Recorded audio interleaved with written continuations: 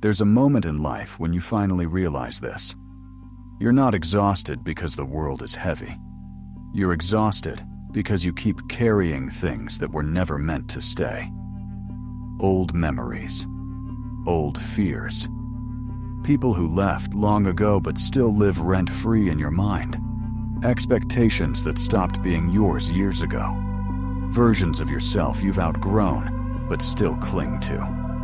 Letting go is one of the hardest human skills, not because the process is complicated, but because the truth hidden inside it is simple, and simplicity can be terrifying. Marcus Aurelius understood this better than anyone. He wrote that we suffer not from events themselves, but from the stories we attach to them. We hold on because we want yesterday to make sense. We want people to be what we hoped they were. We want life to follow a script it never agreed to follow. We cling to what hurts us because pain feels familiar, and the unknown feels dangerous. But the Stoics saw things differently. To them, letting go wasn't an act of weakness. It was an act of clarity, a mental discipline, a decision to stop gripping what is already slipping away. Letting go is not giving up. It is not running away. It is not pretending you don't care. It is the quiet recognition that something has reached its natural end, and the strength to stop fighting what reality has already decided. It's choosing truth over attachment, presence over memory, peace over the illusion of control. Because the more tightly you hold on, the more life drags you where you never wanted to go. But when you loosen your grip, you stop being pulled. You start walking. And before we go deeper into the Stoic discipline behind this idea, I want to welcome you. You are on Human OS, a space for those ready to update the way they think, see clearly, and take back control of their inner world. Today we're exploring the Stoic art of letting go, and by the end of this video, you'll understand exactly why release is not a loss, but a return to yourself.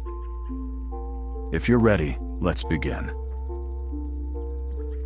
Before you can let go of what hurts you, you have to understand why you hold it so tightly in the first place. Because nothing traps the mind more effectively than the attachments we don't see. The silent contracts we sign with our fears, our memories, and the versions of ourselves we're too afraid to outgrow. Marcus Aurelius wrote that the mind becomes tangled not by fate, but by the things it chooses to cling to. And most people cling without even realizing it. We tell ourselves, we're holding on because something matters. But often, the truth is different. We're holding on because we're terrified of what the world will look like without it. A relationship that ended, a future that didn't happen, a dream that slowly died, but still haunts you at night. A belief about yourself that once protected you, but now cages you. These aren't just memories. They're anchors, invisible, heavy, familiar. And the most dangerous part? Your mind convinces you that letting go of these anchors will make you sink, when in reality, they're the only things pulling you under. Hidden attachments come from 3 places. 1. Habit. You hold on simply because you always have. The brain loves routine, even when the routine is pain. There is comfort in the known discomfort. 2. Ego. You don't want to accept that something you invested in didn't become what you hoped. You cling not to the thing, but to the story of who you were supposed to be with it. 3. Fear of emptiness. You're afraid that if you let go, nothing meaningful will replace it. So you keep dead weight in your hands instead of opening them to receive something new. The Stoics warned about this mental trap. They believed that we become prisoners, not of events, but of our refusal to release them. If it no longer serves you, they taught, it no longer belongs to you. But here's the truth most people avoid. Letting go hurts because it requires honesty. Real, unfiltered honesty. You must admit that something has changed, that you've changed, that the story you were living is no longer the story you can continue. You must face the possibility that the person you were when you started holding on no longer exists. And that's not a tragedy. That's evolution. The mind hates empty space, so it fills it with attachments, even broken ones, even painful ones, as long as they distract from the silence inside. But the Stoic path is different. It asks you to create that silence, to step into it, to see what's actually there when the noise of your attachments fades. Only then can you understand the truth. You don't fear losing the thing. You fear losing the version of yourself that clung to it. And that version was never meant to stay. In the next part, we'll go deeper into the Stoic method for cutting through illusion and seeing everything, including yourself, as it truly is. Only then does real letting go begin. If hidden attachments are the chains, then clarity is the blade that cuts them. But clarity isn't something that appears by accident. It doesn't come from waiting. It doesn't come from time alone. It is a discipline, a trained way of seeing the world without distortion, without the stories you've rehearsed 1,000 times, without the emotional fog that turns simple truths into unbearable weight. Marcus Aurelius wrote again and again about one essential skill: objective perception. The ability to see things just as they are, not as you hoped they would be, not as you fear they might become, not as your past taught you to interpret them, but simply as they stand in this moment. And this is where real letting go begins, not with force, but with vision, because you cannot release what you refuse to look at honestly. Most people don't see reality. They see projection. They see memory. They see wounds wearing the mask of facts. A person doesn't ignore you. You imagine they don't care. A situation doesn't fail. You decide you have failed. A chapter ends, and you label it tragedy instead of transition. The event is neutral. The story is yours. To see things as they are, you must separate the two. This is what the Stoics practiced with almost surgical precision, the art of stripping away interpretations until only the truth remains. Imagine holding a memory in your hand and removing everything that isn't the fact itself. The fear, the resentment, the longing, the what if, the narrative you built around it to protect yourself or punish yourself. What's left will feel smaller than you expected, cleaner, easier to hold, and easier to let go of. Marcus Aurelius often repeated a deceptively simple exercise.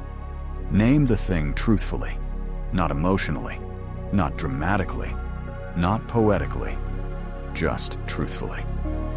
This person didn't betray you. They acted according to their nature. This plan didn't break you. It simply changed direction. This memory isn't a monster. It's a moment that passed. This fear isn't destiny. It's a thought. This loss isn't the end. It's a shift. Call things by their right name, and their power over you dissolves. Because fear feeds on exaggeration. Pain survives through storytelling. Attachment thrives in distortion. But the truth is rarely as dramatic as the mind makes it. And here's the hard part. Seeing clearly requires courage. The courage to face what you've avoided. The courage to admit what you've misinterpreted. The courage to acknowledge your role in your own suffering. Clarity is not comfortable.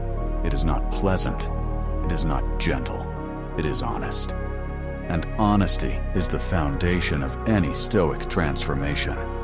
When you practice objective perception, you create distance between the trigger and the reaction. You step out of the storm and into a space where thought can breathe. You begin to notice the difference between what actually happened and what you felt happened, what someone did and what you believed it meant, what you lost and what you're afraid that loss says about you. And once that separation appears, the grip loosens, the mind softens, the weight lifts, even if just slightly. Clarity is not the end of letting go, but without clarity, letting go is impossible, because you cannot release a shadow. You must see the object that casts it, and the moment you see it clearly, without the emotion, the drama, the exaggeration, you realize something that changes everything. You've been fighting ghosts. You've been negotiating with memories. You've been trying to control things that ended long ago. You've been holding a rope connected to nothing. When you see reality as it is, you stop gripping illusions. And that is the beginning of freedom. In the next part, we'll move into the Stoic divide, the line between what belongs to you and what never did. A line that, once understood, makes letting go feel natural instead of painful. One of the most liberating truths in Stoic philosophy is also one of the hardest to accept. Most of what happens in life is not up to you. The Stoics didn't say this to make you feel powerless. They said it to make you free. Because the moment you stop wasting energy on things outside your control, you regain every bit of strength you were unknowingly throwing away. So let's draw a line. The line that the Stoics believed every peaceful life begins with. On one side, your thoughts, your actions, your choices, your attitude, your character. On the other, people's opinions, the past, random events, outcomes, and the emotions of others. Marcus Aurelius wrote, "You have power over your mind, not outside events. Realize this, and you will find strength." Most people read that as a nice quote, but don't actually apply it. They spend their lives trying to control outcomes, trying to force people to behave a certain way, trying to guarantee success, stability, or love. And all this effort creates a slow, constant exhaustion. The exhaustion of fighting battles that were never yours to fight. Let's bring this closer to real life. You can study, but you can't control whether you'll get the perfect job. You can love someone, but you can't control whether they'll stay. You can train hard, but you can't control whether fate hits you with something unexpected. You can do everything right and still lose, because outcomes are shaped by 1,000 forces invisible to you. The Stoics weren't pessimists, they were realists. They understood that by accepting reality, you're not giving up. You're finally stepping onto solid ground. Think of how much suffering comes from trying to control the uncontrollable. You try to control someone's feelings and end up losing yourself. You try to control the future and end up fearing every possible scenario. You try to control the past and end up reliving it instead of moving forward. Stoicism flips this completely. It tells you, put your full effort into what is yours and release everything that isn't. This is what Epictetus meant when he said, "Some things are up to us and some things are not." It sounds simple, but this distinction is the core of emotional freedom. Once you internalize it, your anxiety, anger, and fear begin to dissolve. Not because the world gets easier, but because you stop trying to carry what was never your weight. And here's the twist. When you stop obsessing over outcomes, you actually perform better. When you stop trying to control people, your relationships improve. When you stop fighting reality, you gain clarity. And clarity leads to better decisions. You don't become passive. You don't become indifferent. You simply redirect your energy to the place where it actually matters. your own actions, and your own mind. Imagine your life as a circle. Inside the circle is what you can influence. Outside the circle is everything else. Every time you stress about something outside that circle, you weaken yourself. Every time you bring your attention back inside, you become stronger. The Stoics believed that the person who understands this and truly lives by it becomes impossible to disturb. Not because life stops being unpredictable, but because unpredictability no longer shakes you. Letting go is not about losing something. It's about choosing where your power goes. Focus on your effort, your character, your decisions. Let the rest unfold as it will. The world becomes much lighter the moment you stop trying to carry the parts of it that aren't yours. The Stoic view on relationships. Relationships, friendships, family bonds, romantic connections are some of the most meaningful parts of human life. And at the same time, they are the source of some of our deepest pain. The Stoics understood this duality better than anyone. They didn't avoid relationships, they didn't isolate themselves, and they didn't say, "Don't care." What they actually taught is far more powerful. Love deeply. Connect honestly. But don't chain your inner peace to anything that can leave, change, or break. A Stoic relationship is not cold. It's not distant. It's built on clarity, understanding, and a kind of love that is strong because it's not rooted in fear. Let's go deeper. You don't own people. You experience them. One of the most radical Stoic ideas is that every person in your life is a temporary visitor. No matter how close you are, no matter how strong the bond, the truth is the same. People are not possessions. They are individuals with their own path. The reason relationships hurt so much is because we forget this. We cling. We expect.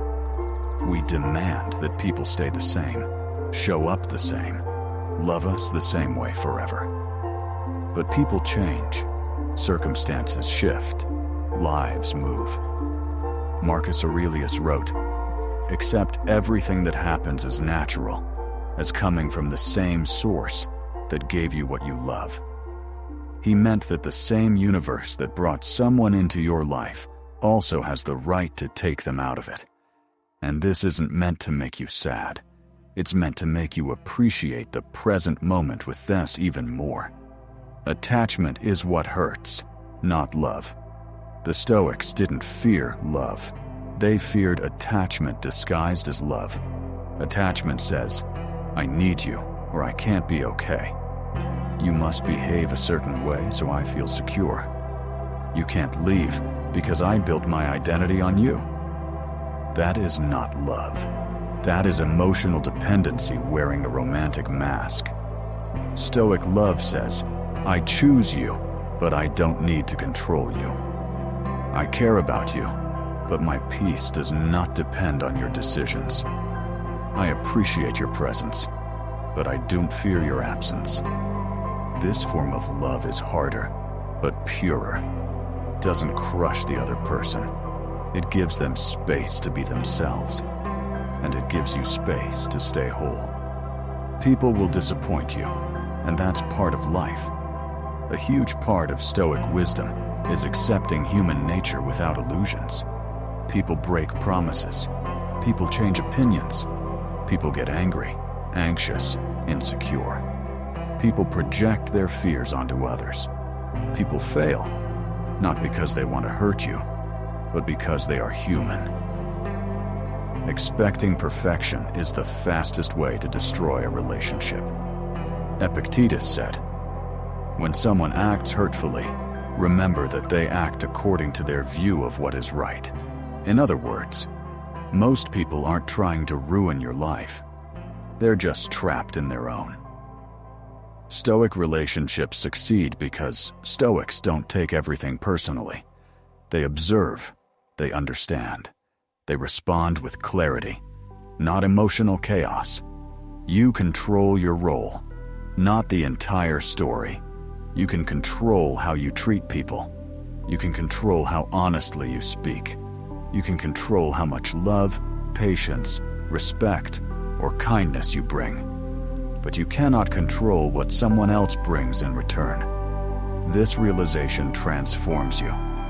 You stop trying to force someone to be more mature, more loyal, more attentive, more loving. You stop arguing with someone's nature. You stop fighting battles inside their mind. You focus on your role in the relationship, not their role. And if your role is clean, if you act with integrity, then the outcome, whatever it is, becomes easier to accept. Because you know you did your part. Loss is not the end. It is a teacher. Every relationship will end in one of two ways. Either you part ways, or one of you dies. The Stoics were brutally honest about this. They didn't sugarcoat it. But instead of fearing this truth, they used it to deepen their appreciation. When you accept impermanence, you love differently. You stop taking people for granted. You stop assuming they'll always be there. You stop wasting time on trivial arguments. You start noticing small moments, the real ones. And when the relationship ends, as all things eventually do, you grieve cleanly, without bitterness, without resentment, without self-destruction. Because impermanence doesn't ruin love. It gives it meaning. A Stoic relationship is a voluntary gift, not a prison. The Stoics believed relationships should be based on choice, not fear. And choices must be renewed, not assumed. You don't stay because you're afraid to leave. You stay because you genuinely choose the person, every day, with clarity. A Stoic relationship works because two people choose each other. Two people respect each other. Two people grow together without controlling each other. There is no ownership, no emotional hostage-taking, no manipulation disguised as affection. Just two free human beings walking together for as long as their paths align. You can love without losing yourself. The final lesson the Stoics offer is this: you can love someone deeply without surrendering your identity. You are not half of a whole. You are a complete person choosing to share your life, not a broken person trying to be completed. And the strongest relationships come from two complete people, not two people trying to fill each other's emptiness. A Stoic relationship doesn't weaken you. It doesn't drain you. It doesn't imprison you. It strengthens you because it is built on choice, clarity, honesty, and the freedom to grow. You don't hold people tightly. You hold them gently, with open hands. And somehow, that makes them stay longer. Turning pain into wisdom. Pain is not the enemy. Pain is the teacher you didn't ask for, but the one you desperately need. The Stoics believed something radical. Suffering becomes meaningful the moment you stop running from it and start learning from it. Every heartbreak, every betrayal, every disappointment, every loss. These are not interruptions in your life. They are your life.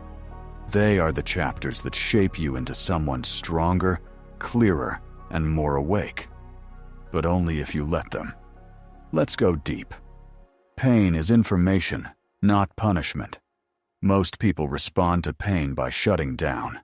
They distract themselves, numb themselves, deny what happened, blame others, or collapse into self-pity. But the Stoics saw pain differently. To them, pain was a message, a mirror, a signal. Something inside you is being revealed. If you feel abandoned, maybe you attached too tightly. If you feel betrayed, maybe you trusted without observing.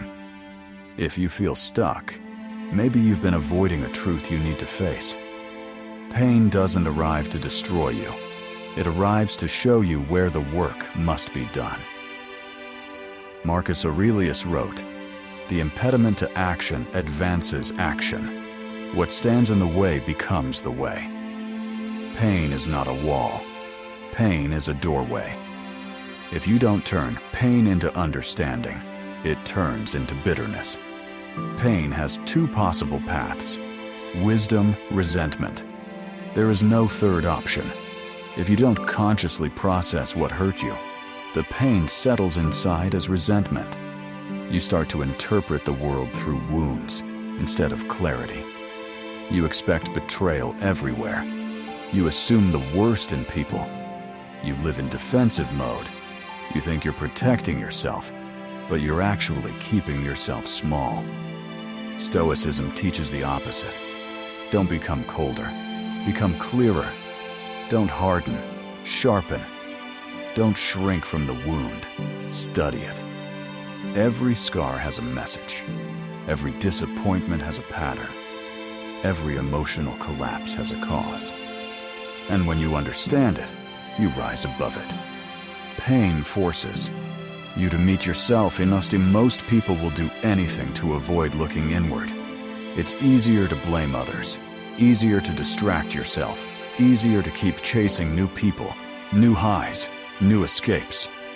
But pain corners you. It removes the noise. It strips away illusions. At some point, you have to sit with yourself and ask, why did this hurt me so much? What expectation did I build? Where did I hand someone else power over my emotions? What part of me needs strengthening? What truth have I been avoiding? Pain makes these questions unavoidable. The Stoics embraced this confrontation. They saw pain as a spotlight, shining on the parts of your soul that require growth. The world didn't break you. It revealed you. And that is the first step toward transformation. Pain expands your capacity for life. The Stoics understood something people today hate to admit. A painless life is an empty life. Without failure, you can't develop humility. Without heartbreak, you can't learn how to love deeper. Without loss, you can't appreciate presence. Without fear, you can't cultivate courage. Without challenge, you can't build discipline. Without obstacles, you can't discover who you really are. The moments that nearly break you are the moments that open you. Pain stretches your understanding. It expands your emotional range. It deepens your empathy. It gives you perspective. Someone who has suffered consciously is not fragile. They are unshakable. Not because they feel less, but because they understand more. Accept, don't resist. That's where wisdom begins. Stoicism doesn't ask you to enjoy pain. It asks you to stop resisting reality. The more you fight what happened, the more it controls you. What you accept has no power over you. What you resist owns you. A breakup hurts more when you cling to how it should have been. A disappointment hurts more when you refuse to let go of expectations. A loss hurts more when you reject the fact that nothing is permanent. Acceptance is not passivity. It is clarity. It is the moment when you stop arguing with life and start moving with it. Only at that moment can you begin to learn. Pain teaches you what you truly value. Pain reveals priorities. If betrayal destroyed you, it means loyalty is sacred to you. If rejection crushed you, connection matters deeply to you. If failure devastated you, growth is important to you. If someone leaving you shattered you, love means a lot to you. Pain is like a compass pointing to the core of your inner world. The Stoics didn't run from this. They studied it. Because once you understand what you value, you can protect it and grow it without letting others weaponize it against you. Pain doesn't just show you what hurt, it shows you what matters. Your pain is your responsibility, not your fault. This is one of the deepest Stoic lessons. Most of the painful things that happen to you aren't your fault. People hurt you. Life hits you. Circumstances fall apart. But what you do with that pain, that is entirely your responsibility. If someone breaks you, you're not responsible for the breaking, but you're responsible for the rebuilding. If someone lies to you, you're not at fault for the lie, but you're responsible for healing the wound that lie created. If life blindsides you, you're not to blame, but you are responsible for finding your way again. Responsibility doesn't mean guilt. It means empowerment. It means you decide what the pain becomes, your prison or your teacher. Pain gives you a new standard for life. Once you've suffered deeply and healed consciously, your standards change forever. You stop entertaining superficial relationships. You stop chasing validation. You stop tolerating disrespect. You stop explaining your worth. You stop begging for love. You stop negotiating your boundaries. You stop ignoring red flags. You stop abandoning yourself to keep someone else close. You become someone who doesn't fear loss because you've experienced it and survived. Pain raises your standards more than success ever will. Eventually, pain becomes peace. Here is the final transformation the Stoics discovered. If you sit with pain long enough, if you study it, if you learn from it, if you extract the lessons hidden inside it, the pain doesn't just fade. It turns into wisdom. It turns into calm, into self-respect, into inner strength, into emotional clarity, into a life that is no longer ruled by fear. You begin to move through the world differently, not as someone avoiding hurt, but as someone who knows they can endure it. And that knowledge, that deep, unshakable confidence, is the foundation of Stoic peace. Pain is not here to break you. It is here to build you, if you let it. Becoming untouchable. Inside. Becoming untouchable doesn't mean feeling nothing.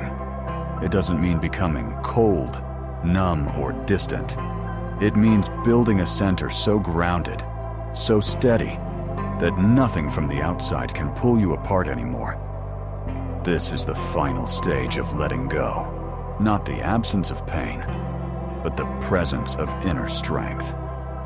Marcus Aurelius wrote that the mind should stand unmoved, like a rock, not because life becomes easier, but because you become clearer. When you stop clinging to what's already gone, when you let go of people who no longer walk your path, when you release the stories that no longer reflect who you are, something changes inside you. You become calm, not passive. Calm, not detached. Wise, not emotionless. Disciplined. You stop reacting. You start responding. You stop chasing. You start choosing. You stop fearing loss. You start trusting your own foundation. Letting go doesn't make you weaker. It makes you impossible to shake. That is what it means to be untouchable inside. To carry peace that does not depend on permission, approval, or certainty. To walk through chaos without absorbing it. To meet life as it comes, and not as you wish it to be. And in that inner stillness, you discover something unexpected. What you once tried so hard to hold was never meant to stay. And what is meant for you never asks you to break yourself to keep it. Let go, grow, stand firm, and become someone the world cannot bend. If this message resonated with you, leave your thoughts below, drop a like, and subscribe for more. We're building clarity together, one video at a time.